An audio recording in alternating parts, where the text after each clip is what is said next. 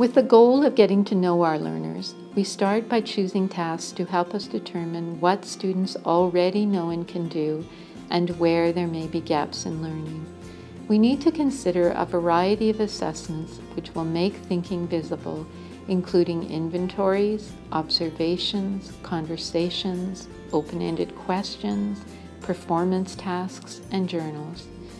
In selecting tasks, school and grade level teams will need to discuss what they most need to know to plan appropriate instruction. This will have many commonalities across our schools, and while all schools will want to assess students' competencies in literacy and numeracy, it may also vary from community to community. Divisional assessment tasks have been provided in the areas of literacy and numeracy to support a focus on key understandings in these areas, and to provide teachers with an easily accessible bank of tasks based on the current curriculum and research. These tasks are continuously updated, and the most current versions are available on our Divisional Access site.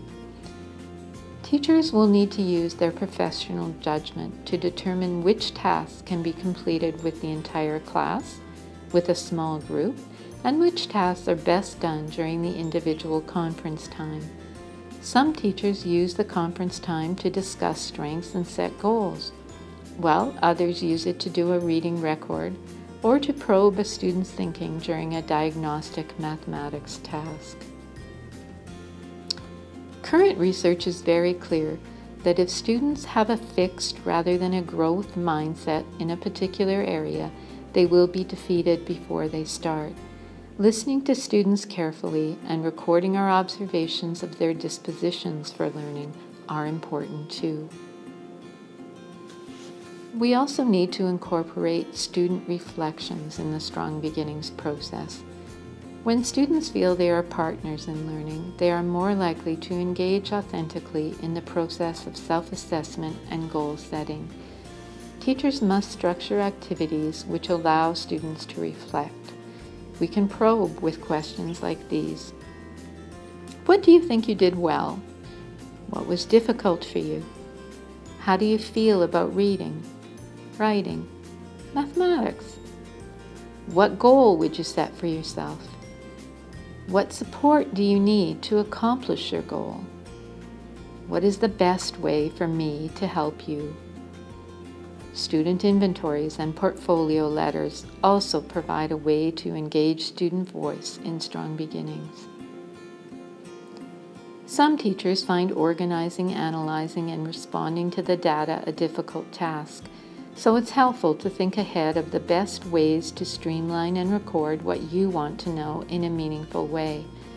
Divisional tasks are accompanied by student and class profile sheets, which can provide helpful summaries and space for important observations you will want to record.